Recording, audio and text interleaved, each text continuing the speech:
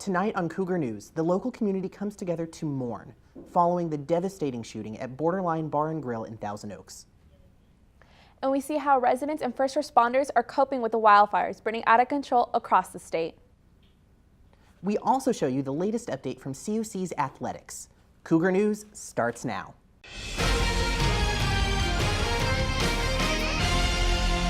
This is Cougar News. Hello everyone and welcome to Cougar News. I'm Bobby Block. And I'm Valeria Vasquez. Here's the latest from the Cougar Newsroom. For the 6th time in just over a year, America is reeling from a mass shooting. And this time, the chaotic and deadly scene that claimed 12 lives unfolded just a short drive from Santa Clarita. With more from Thousand Oaks, here's George Ventura. What was supposed to be a fun night for college country night at Borderline Bar and Grill turned deadly Wednesday when a gunman identified as Ian David Long opened fire inside the bar, killing 12, which included Sheriff Sergeant Ron Healis. Sheriff Dean held a press conference to explain exactly what happened. At 20 p.m., Sheriff's 911 received multiple calls of shots being fired at the Borderline Bar and Grill in Thousand Oaks. Our first sheriff's unit arrived on scene 3 minutes later. There was also 2 highway patrol officers on scene who had been on a local traffic stop and heard the traffic and responded right away. Approximately 3 minutes later, a highway patrol officer and a sheriff's sergeant made entry into the Borderline because they heard shots being fired and felt there might be additional victims inside. Upon going through the front door, the sheriff's sergeant was struck multiple times with gunfire. The suspect was found dead. Family and friends hugged each other as they waited on information on their loved ones. Some even prayed together to stay positive during this horrible tragedy. Lord, I ask that you watch over the families of the fallen.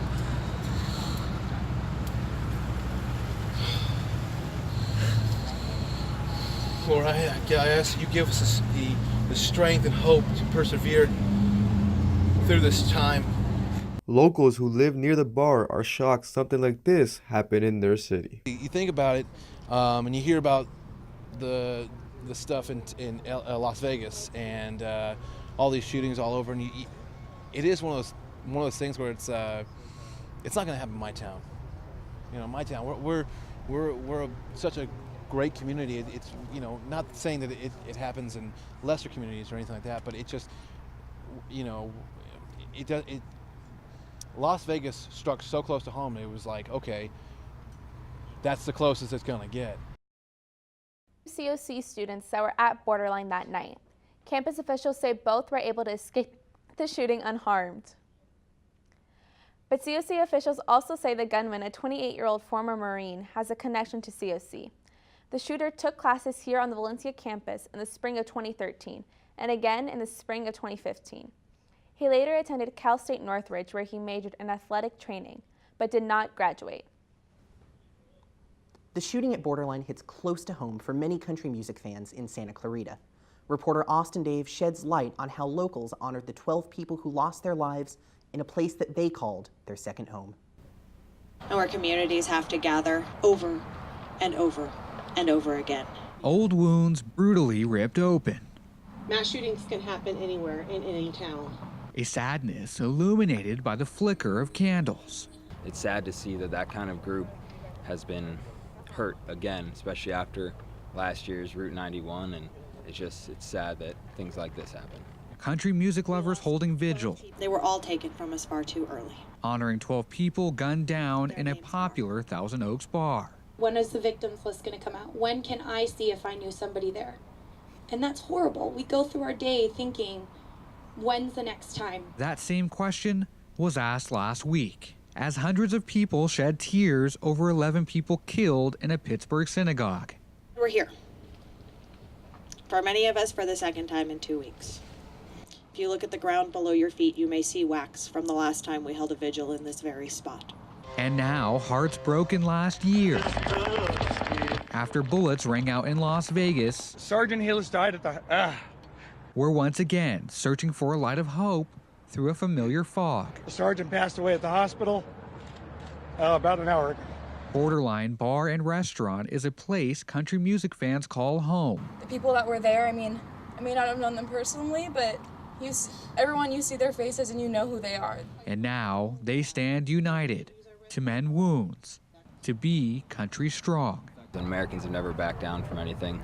That's kind of what we do. We can't let things like this affect us, because that's how they win. That's how people that do this win, because they know it'll affect us. Clinging to faith.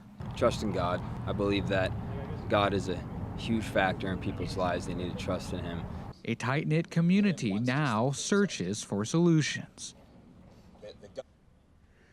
After a very close race, Democrat Katie Hill unseated Congressman Steve Knight in last Tuesday's midterm election. I had the chance to interview Hill after her victory. We're at a moment of history. We really, truly are. At a moment where, yes. Before she left for her freshman orientation in Washington, D.C. earlier this week, the newly elected representative of California's 25th District, Katie Hill, agreed to a phone interview with me. After a very tight and expensive race, Hill has little to no regrets about how her campaign went.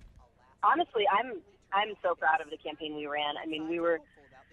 We pulled off something that was pretty unthinkable, I think. I was most happy with was that we were able to do it in a way that stayed true to kind of the vision that we'd set out with in terms of, not taking corporate money and running a grassroots campaign. While most people went to bed Tuesday night unsure of the results, Hill had no doubt that she would wake up the next day as the newly elected representative. I felt confident that we were gonna end up winning.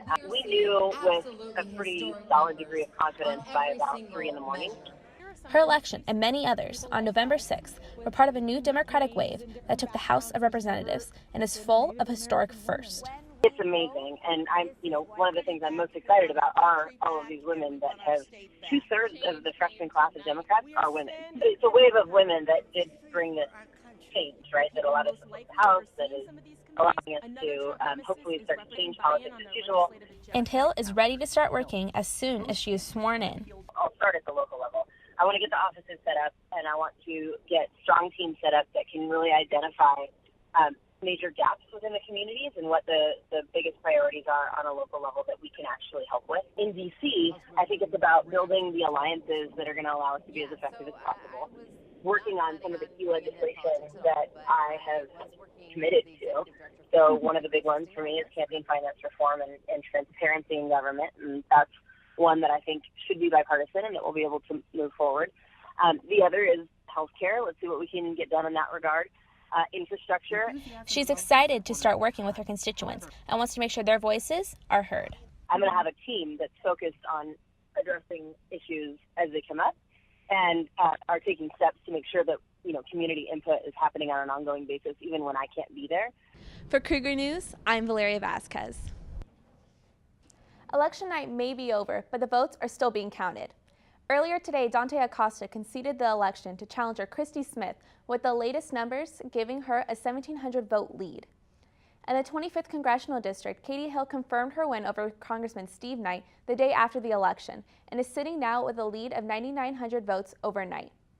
And in the battle to be the next Los Angeles County Sheriff, Alex Villanueva has pulled further ahead of current Sheriff Jim McDonnell with a 22,000 vote lead. This year's midterm elections had more millennial voters than ever before. Sophia Lesios asks millennials how they feel their votes impacted the results. Hi guys, I'm here at COC interviewing a few of the students and seeing how the midterms elections went and how they thought that their voice was heard. We heard from a few first-time voters on what it was like. I felt like I had a lot of power. I feel like I got my voice out there. It felt empowering. Students were really excited to see that their generation was participating in this election more than ever before. I feel like my generation was a lot more involved, especially on social media. You saw a lot more people talking about it, about the importance of voting, so I think a lot more of us got out there and voted this year. A lot more millennials voting, which is good, because that's all we need is people to vote and get their voice out there. Our college was even there to help students find out more information on what was on the California ballot. When I was educated and I fully knew what was going on, then I felt like, okay, I get how this works now. Thank you to everybody who ended up voting in the midterm election. For Cougar News, I'm Sophia Lesios. Hey Bobby, have you been keeping up with the fires lately? Yes, but our Sophia Lesios has been keeping up even more than I have. Sophia, why don't you tell us what's trending? Thanks, guys. A devastating wildfire traveled from Thousand Oaks to Malibu, killing 2 people, injured 3, and burned through more than 90,000 acres. Miley Cyrus and Liam Hemsworth are just 2 celebrities who are picking up the pieces of what's left of their Malibu home after the Woolsey fire burned it to the ground. They're donating $500,000 to the Malibu Foundation through Miley's charity, Happy Hippie, in order to restoring Malibu to its former glory. Other celebrities hit hard with the fire, including Gerard Butler, Neil Young, Lady Gaga, Kim Kardashian West, Rainn Wilson, and Alyssa Milano. About 350 Starbucks corporate employees may find themselves out of a job this holiday season. The company is planning on laying off 5% of its global corporate workforce as it seeks to become more nimble, according to Wall Street Journal reporter. Admin, a competitive market, Starbucks is struggling to attract new customers. Despite the trouble, the company plans to open more stores, including those drive-through windows. Finally, lack of sunspots in 2018 isn't sitting well with the skies above. Data from NASA's satellite shows that upper layer of air around our planet is cooling and shrinking and is decreasing the radius of our atmosphere. If the current trend continues, scientists warn that we could see a space-age record for cool temperatures in Earth's upper atmosphere. Scientists say the changes will not have much effect on Earth's weather, nor is it related to climate change. And that's what's trending. I'm Sophia Lesios. For more stories and more around Santa Clarita Valley, you can check us out at cougarnews.com. Back to you guys. Thanks, Sophia. College of the Canyons held a sexual trauma discussion panel last week, hosted by the Veterans Resource Center with help from the Student Mental Health and Wellness Center. Al Charles Castillo tells us more about this issue that's affecting students on campus. Information for survivors of sexual trauma was given at the sexual trauma discussion panel held on campus at COC. And I was assaulted when I was in the military, but like a lot of us, when we have trauma, we kind of just put it in a bucket of worms, sealed up, and never touched it again. We sat down and spoke with Julia McGuire as she gave advice for survivors recovering from their experiences. Knowing it's not your fault. That was one thing that I had an issue with was, like I said, in the military, it was like I cried wolf. Everyone was against me, and it was hard enough dealing with the actual pain of what happened versus everyone saying you wanted it, you deserved it kind of thing. Larry Schaller was a panelist who gave statistics about sexual trauma experiences. Of every 100 rapes, 46 get reported to the police, 12 lead to an arrest, 9 get prosecuted, 5 lead to a felony conviction, and 3 rapists will spend even a single day in prison. The other 97 will walk free. After the event, Larry gave us more information on resources offered at COC for students dealing with trauma. The number one resource is the personal counseling program at the Student Health and Wellness Program. We have students, we have people here that are trained to help with trauma. It's not uncommon at all, so we want people to come in and connect with us with our personal counseling program. For Cougar News, I'm Al Charles Castillo. Coming up next on Cougar News, we see how Santa Clarita honored members of the armed forces past and present on Veterans Day. And see how your undefeated Cougar football team celebrated before their big game against Bakersfield on Saturday. The American Red Cross urgently needs blood and platelet donations and asks donors to schedule an appointment to give now. Every 2 seconds, someone in the United States needs blood. Your blood donation is critical and can help save lives. Please, schedule an appointment today. Download the Blood Donor app, visit redcrossblood.org, or call 1-800-RED-CROSS today. You can make a difference.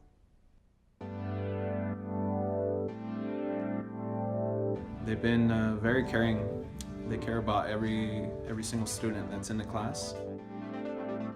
Yeah, everyone seems to be like pretty friendly with each other. Like, no one's really afraid to ask each other for help. Working with other people, not being ornery, actually, listening to what people say, collaborating with them to create a really good product. It's great to use the same stuff the pros use, especially at a community college. Hopefully we give them a pathway to have their creativity showcased. I've gotten a great education. I love the access to equipment. I've made lifelong friendships. I have great teachers.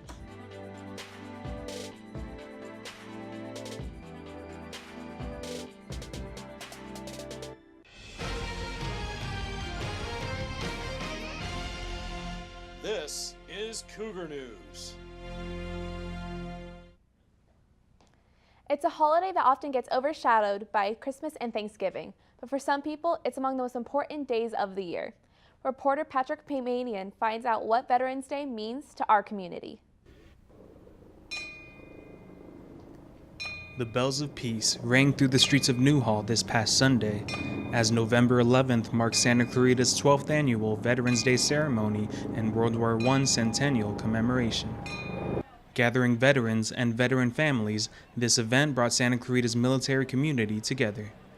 This is a very patriotic community in Santa Clarita, and they bring their kids, and they're teaching their kids that being a veteran means something, and I think that's good. This year's ceremony boosted community patriotism through musical performances,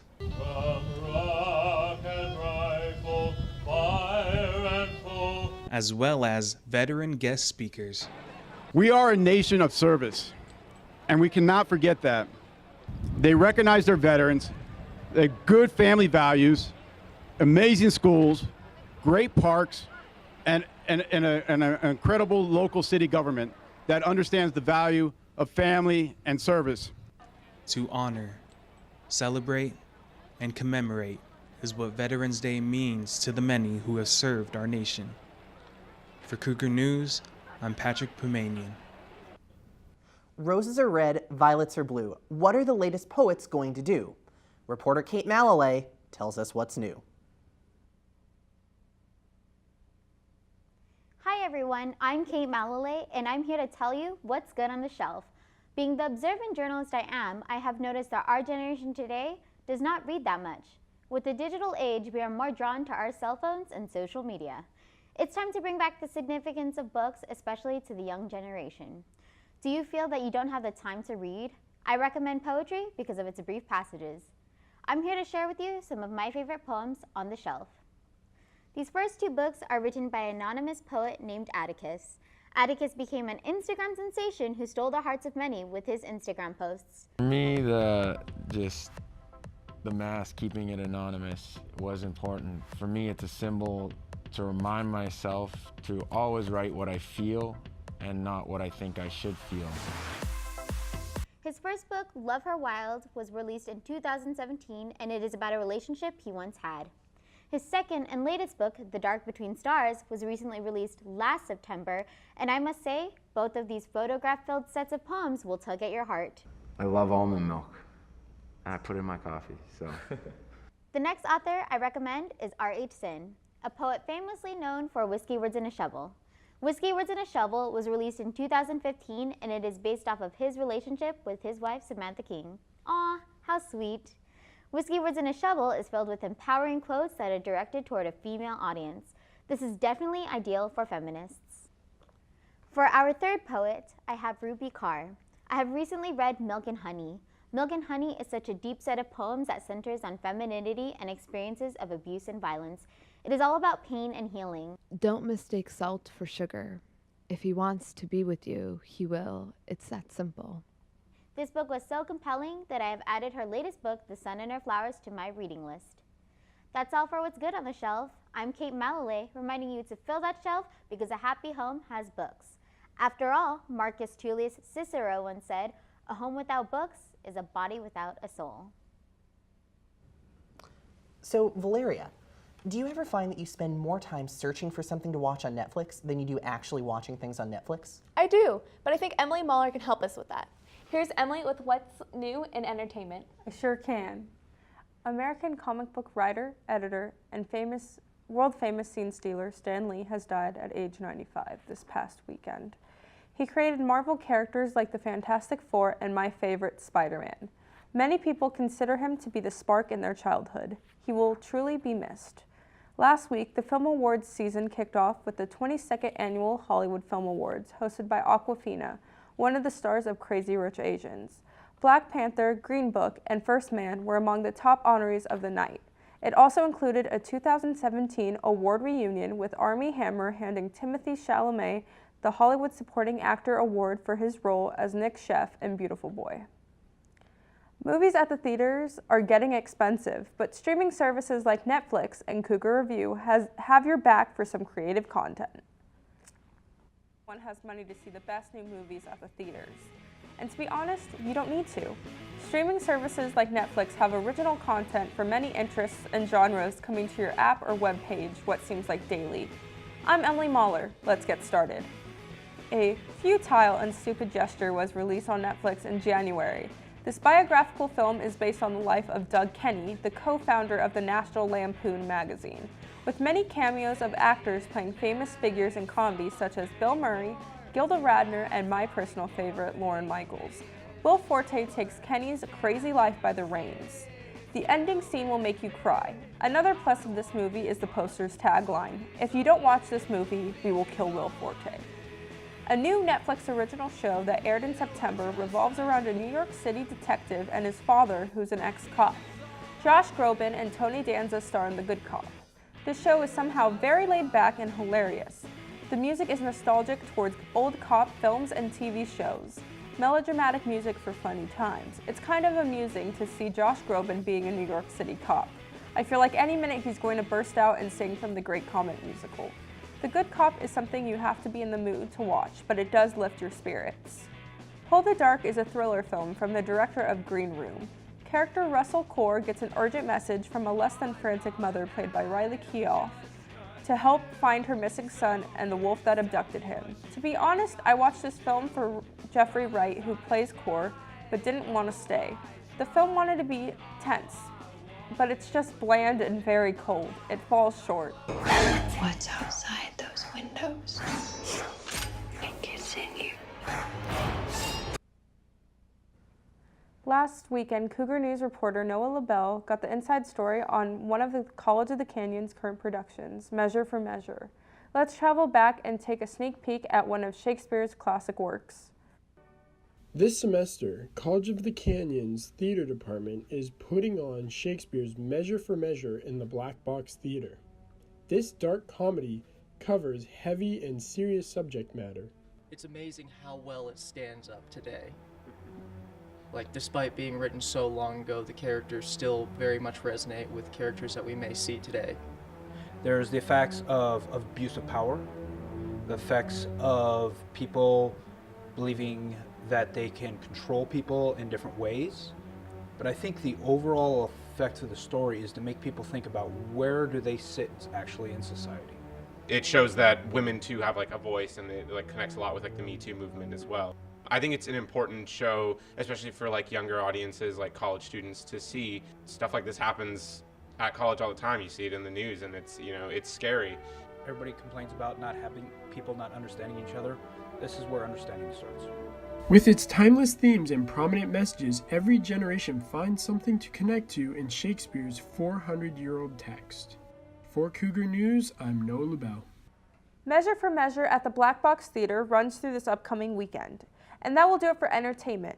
For more about entertainment, check us out on cougarnews.com. I'm Emily Mahler. Back to you, Bobby. Thanks, Emily. The city of Santa Clarita is injecting more culture into Newhall with Music at the Main. Aaron Landon shares insights on the local flavor. Music lovers from all across the valley gathered at the Main Theater on Thursday for the monthly Note by Note Music Festival. We host musicians, we do film screenings, we do movie nights, we do all sorts of different stuff. Located on Main Street in the heart of SCV, there's no better way to spend a weeknight than supporting our local talent. You see a lot of, very high-end quality entertainment. I've been here before, and I always walk away thinking that I saw something really unique and cool. And it's very rare in this day and age where you can just walk into a theater and see and listen and see and embrace quality musicianship. To do a solo thing like tonight, this is a fabulous place to do it. To have a place like this is like a treasure. If you missed last week's event, you're still in luck. The Main Theater puts on a new variety show every first and second Thursday of every month. Not to mention, it's free, and that resonates with a lot of people. Stay on the lookout, because the Main Street Theater is becoming Santa Clarita's hub for extraordinary talent. I'm Aaron Landon, and you're watching Cougar News. Coming up next on Cougar News, we travel to Skid Row with students looking to spread joy through the power of pizza. And then we sit down with two COC basketball players to get their thoughts on the upcoming season. Stay tuned. In a home fire, can your family safely escape in 2 minutes? I heard my oldest son holler for mommy, and all I could see was smoke. The boys, we never really worked with them, I guess, on telling them what to do if there's a fire. We lost our child. We lost everything. Make sure you can safely escape a fire. Practice your 2-minute drill. Test your smoke alarms monthly. Make your plan today.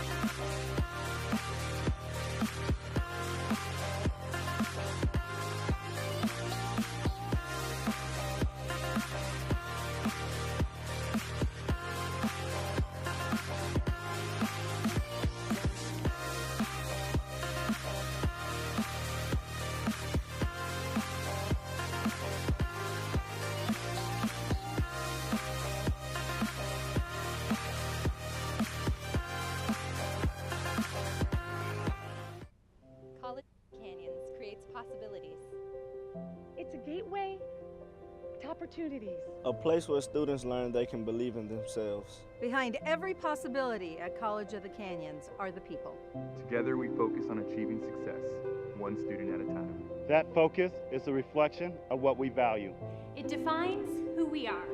We are. We are. We are College of the Canyons.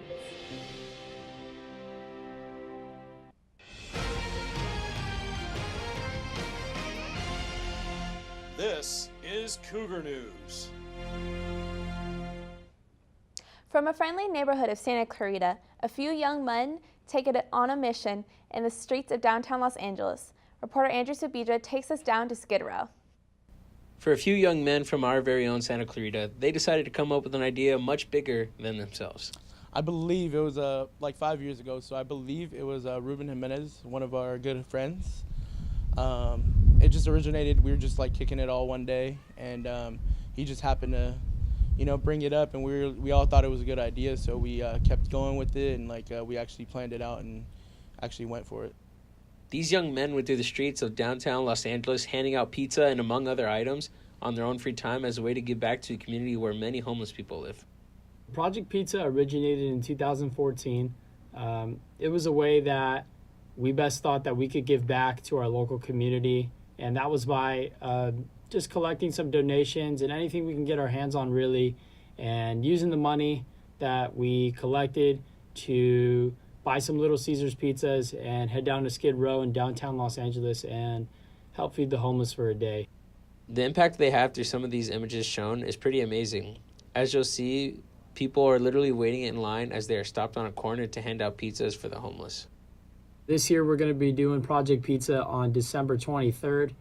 With all our collections and donations, we'll use the funds to buy pizza and water and clothing and hygiene kits, whatever we can get our hands on, and we'll take it down to Skid Row in downtown Los Angeles, and together we'll pass out the items, and hopefully it will be a good turnout and a really good day. If you're interested in getting involved and help keep this great tradition on feeding the homeless, you can find the GoFundMe link at the bottom of the screen. And this has been Andrew Sabitra reporting to you for Cougar News. The COC football team has had a perfect season, and the parents of the players got together before Saturday's game to celebrate their achievements. Cougar News reporter Elena Thacker shows us more at the tailgate with the team. The COC football team is now 10-0 because of their win against Bakersfield on Saturday. The parents of both teams came together before the game to have a tailgate. Celebrating with food, friends, and drinks, the players' families were preparing for the face-off against the two rivals. I spoke with two parents who came together with the idea to host this event. We're undefeated, going for the perfect season. Dad Harmon here got together with me, and we decided to make it even bigger. You know, and together we made it. You see, it's a great turnout. And so this is to say thank you to all the parents, thank you to the coaches, to the school, to our perfect season. Other parents were excited and especially proud of their boys. It means so much to us because a lot of us parents here have been together, like I said, since our kids were 7 years old. So for everybody to come out and support, it's the best feeling ever. One Cougar fan has been supporting the team for years and was sure that they would get the win and even take the national title. We're here to have fun. We're here to have a great adversarial relationship and get this thing done. It's going to be a fun game, and we are going to prevail. COC will prevail. We're 9-0. We're going to go 10-0 tonight. The final score of the game against Bakersfield was 42-30. This Saturday, November 17th, College of the Canyons will play against Ventura. For Cougar News, I'm Elena Thacker. So, Valeria, how about them Dodgers? Well, Bobby, I don't think they're playing anymore, but our Cougars are out there winning. Michael Estrada brings us the latest with sports. Thanks, guys. The Cougars are busy this week, earning wins across several sports. First, we'll take a look at Saturday's football game. With an amazing 9-0 start, the Cougars look to close out the season with a win against Bakersfield. Canyon started the game strong with an early touchdown ran in by Alonzo Henderson, but a costly fumble allowed Bakersfield to score a touchdown, which along with an earlier field goal gave them a 10-7 lead at the end of the first quarter. Canyon's Kenny Torrance managed to cross the goal line in the second quarter, but that was all the offense could muster, as Bakersfield would find the end zone twice in the second to take a 24-14 lead into the half. The halftime pep talk did something, as the Cougars came out with new life. The defense held Bakersfield to 0 points all quarter, really putting the hurt on Renegades quarterback Jacob Irby to start the second half of the game. On the ground, Caden Dunn found the end zone twice, rushing for 158 total yards to give the Cougars the lead once more. And they would never look back, as quarterback Wyatt Egan connected with Leroy DeShazer for a touchdown that would give COC a 35-24 lead to end the third quarter.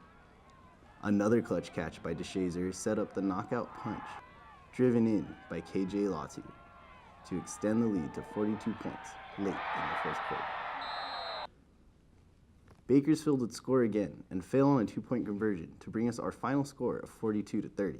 And with that beautiful comeback, the Cougars end the season with a perfect 10-0 record and will host Ventura this Saturday at 6 p.m. in a Southern California regional playoff game. It's worth noting that COC beat VC earlier this year, 31-7. Earlier that same day, down in the gym, COC's men's basketball team hosted Santa Barbara in their fourth game of the season. The Cougars' high-powered offense was led by Stephon Childs, who put up 17 points, and Anthony Simone, who added another 12 points on the evening, for a combined 29 between the two of them. The offense was on fire all night long, and they capitalized on Santa Barbara's fouls, shooting a near-perfect 90% from the free throw line to top off the scoring. It was a great night all around, as Childs and Simone also led the defense in steals and rebounds respectively. While the team combined for 21 total rebounds and 5 total steals, plus a huge ejection by number 24, Kyle Kleiner.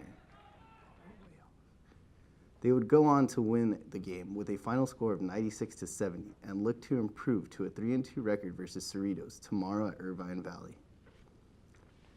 Cougar Basketball is back, and the men are on the prowl with a fresh season and fresh set of new players, in addition to returning sophomores to claim redemption after a heartbreaking loss last season. Returning sophomore guard Jude Abazi and Anthony Simone discuss how they will lead this team to victory. Cougar Basketball is back, and the Cougars took off to a slow pace with their first 2 home games of the season, but slowly gained momentum. And with Coach Fisher coming in to his 19th season, bouncing back from a huge loss last season after being eliminated in the regional conference, Coach and his boys are on the prowl for a winning season. We have 3 returning players. We have not addressed last year at all. The season was over. We lost. We have a rebuilding year. We have a brand new group, and we just talk about getting better every day and being competitive and having that energy and that desire burning inside. Returning sophomore Jude Abazi and Anthony Simone are hungry to show the work that they have put in the offseason.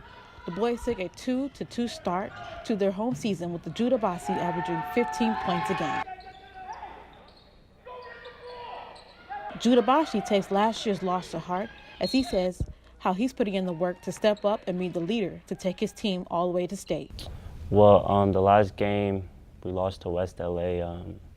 I was extremely mad. I was sad at the same time. You know, we were so close. We fought hard to get back into that position, and we weren't able to get the job done. But this year, you know, like I said, I'm really focused, trying to get back to that same exact spot, and this time actually win and get the job done. Anthony Simone discusses how former teammate Robert Moss helped him prepare better down low in the paint to excel as a strong forward to take on this season. I like the way Robert played last year because, you know, like every time, you know, he would get on the court, he'd always like bust his butt, and he would always play hard on both ends. So I want to be that type of player this year too. Boys off to a tremendous start. Looks like the Cougars are in for a good season. For Cougar News, I'm Candace Williams. To check out more, visit our local website at www.cougarnews.com and our local social media pages. And finally, we look at when our men and women's soccer teams hosted Victor Valley on Friday the 2nd. The ladies did a great job of passing the ball and reading downfield. Danny Yanez immediately finds Griselle McNaye for a quick goal in the first half. That's followed by a Crystal Sanchez goal, assisted this time by Kathleen Volpe. The defense held strong, allowing no goals, while Danny Yanez adds another assist, this time as Sarah Wong attacks her deflected shot for the final goal of the evening. The men's team also came out victorious, with 3 first-half goals by Jaime Ledesma, Jorge Rios, and Cesar Dominguez to Victor Valley's lone one to close out the half. Andres Lozano would put the game out of reach with 2 goals in the second half to finish the night off. The Lady Cougars beat Citrus 1-0 last Friday the 9th to end the season 8-7-3 and will play this Saturday the 17th at Antelope Valley at 7 p.m. for round 1 of their SoCal Regional Playoffs, while the men, who beat Bakersfield 1-0 to end it at 10-6-3, will play at Mount Antonio at 5 p.m. for their first round of the SoCal Regional Playoffs. Also, our women's golf team won state, just the 3rd title in program history. Back to you guys. Thanks, Michael. Earlier this month, I went to the library to check out an event celebrating the Dia de los Muertos, or Day of the Dead. I give you an in-depth look at my grave encounter. COC's library came alive as students and faculty celebrated the Day of the Dead, with dancing, food, and face painting. The event brought cultures together. Everyone should get a little taste and experience what Dia de los Muertos is. I think it's definitely a really fun and really interesting holiday that everyone should know about and get to experience at least once. And created opportunities for students to learn from each other. I love events that give students an opportunity to 1, learn, 2, to engage, and 3, to meet new people. They start to build a network of other students, and they also start to be able to see how what they're studying relates to another field or activity that they've never had anything to do with. So I just love events. I think it's great and it's fun. And learning should be fun. Fun. Despite the seemingly dark subject matter, the Day of the Dead is all about fun. The Day of the Dead is a celebration of those that have come before us. So we're celebrating, you could be celebrating someone who's passed on from your own family or famous people who have passed on. And a way to do that is by setting up an altar and presenting flowers, presenting candles, and making a party out of it instead of a mourning out of it. Students from the Modern Languages Department built their own altar on the second floor of the library. Everybody came together to put together this COC altar. It took us a few months to put it together, but it was actually in the last month or so that we started getting together, and students made each flower that is in the altar. You will see that this celebration is a syncretism between the Spanish culture as well as the indigenous cultures, the Aztec cultures in Mexico. They create this altar so to help the spirit find a way home. It's a celebration to make the spirit and a community feel at home. Our students are great. They feel represented in this exhibit. For Cougar News, I'm Bobby Block. This week marks the 100th anniversary of Armistice Day, and local students honored California's veterans killed in World War I. West Ranch High students planted 1,000 red paper poppies in the school's front lawn Friday.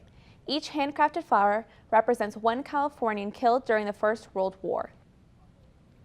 At West Ranch High School, we decided this year with the 100th anniversary of the end of World War I that we would commemorate that as well as Veterans Day, which both happened on November 11th. It's just so hard to think about how any day, as hostilities get more tense, this could happen and become a full-scale war. With all the hostility in the Middle East, it could just as easily envelop us even more. That does it for this edition of Cougar News. I'm Valeria Vasquez. Remember, you can catch us on the web at cougarnews.com. And I'm Bobby Block. You can also send us news tips and story ideas to our Twitter handle, COC_Cougar News, and follow us on Facebook, YouTube, and Instagram. Tonight, we're going to close out our show with a moment of silence to honor the memory of those victims who lost their lives in the borderline mass shooting. Cougar News stands with the survivors and those affected by this tragedy.